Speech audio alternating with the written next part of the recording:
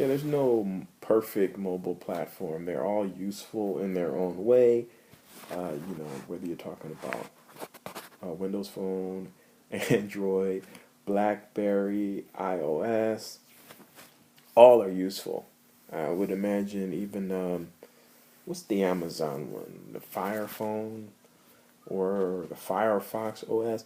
I mean, all these things are useful because smart devices in and of themselves are useful.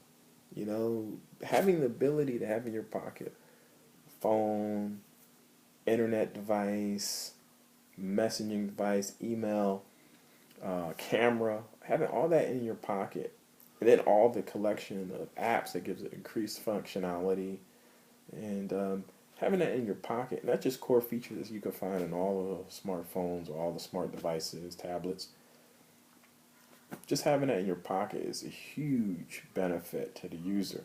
So any device you use is useful, and I've had uh, the the pleasure of using a lot of different devices over time, being able to play with a lot of different devices. So, you know, I really believe that all of them are useful. That being said, though, I prefer, if I have the ability, which I don't right now, to use iOS. And the reason why I prefer iOS is the core features. Now, the thing is, each device has their own features that are unique to the device. Um, so that's, if you're really wedded to a particular platform, you might be wedded to that one and unique feature that device has, or one or a collection of unique apps that device has, and you're not willing to give that up because you go to another device, you have to deal with that initial not having access to those individual features that's not on the other platforms. So there are people that are tied to in one individual device, and they're so tied they can't move on.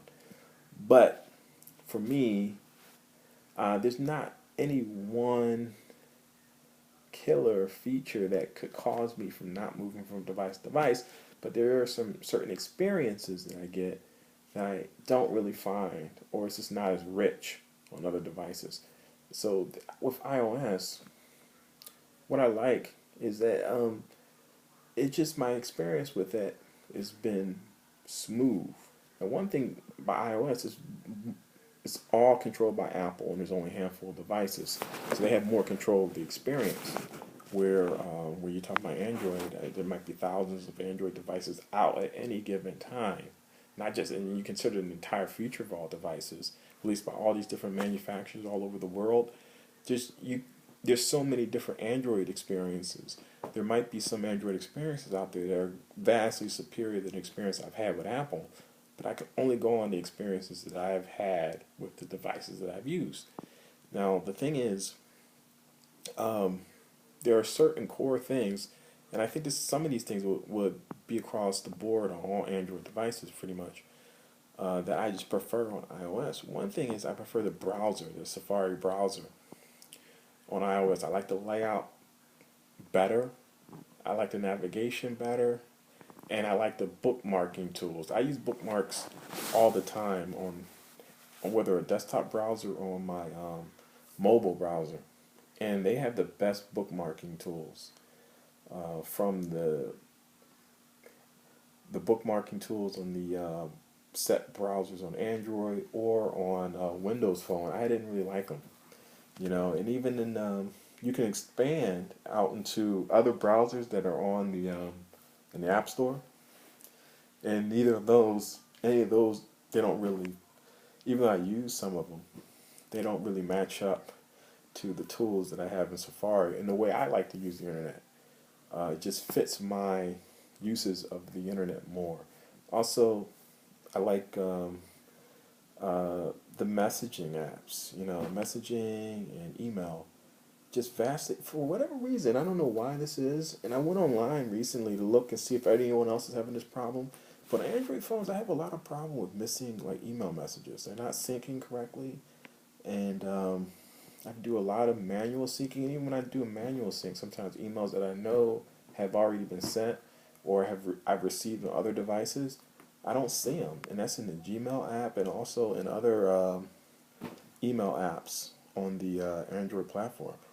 They have a lot of syncing problems. I don't think that's true across the board. I don't think that's true in all Android phones, and I think I had a few. I've used some Android devices where I didn't have that problem, but in the latest devices I've used, had a lot of problems syncing of emails. Something to do with, I guess in Jelly Bean, or is that the right now they're on, what is it? What is it now? Android M. What does that M stand for? I forget what the M stands for.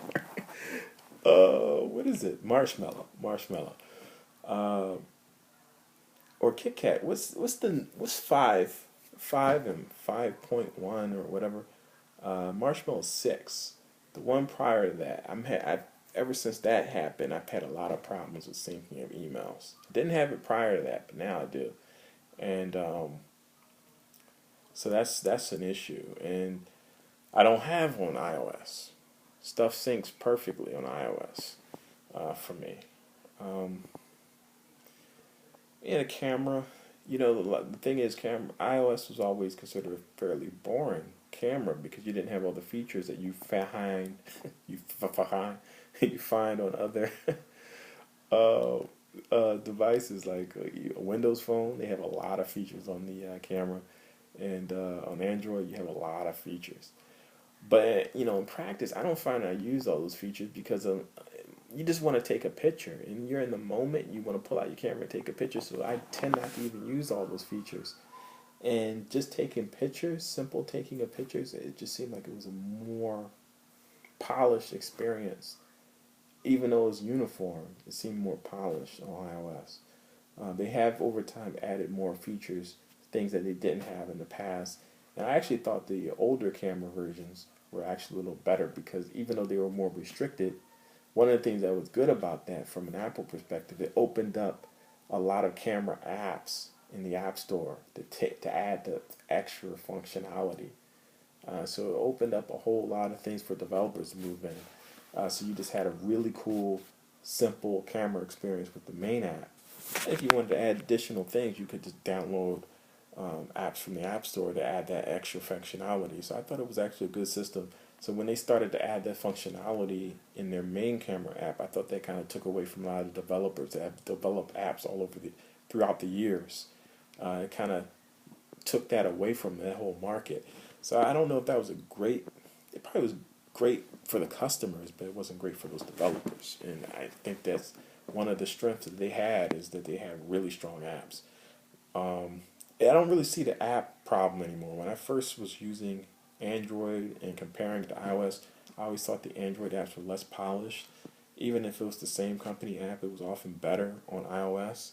Just had better design, better functionality. I don't really see that now. It seems like the apps are basically the same. If anything, there are certain apps on Android that I just have a great use for and I can't find on iOS right now. There's certain apps that the Play Store will allow in that Apple won't. So, if anything, the Android Play Store, because of those not being as restrictive, might be a little better in a sense right now. Even though there are plenty of quality apps in iOS, huge number, but because it's it's restrictive, it's more restrictive than the Play Store. You might be able to find apps in the Play Store that increase your experience that you can't get on iOS.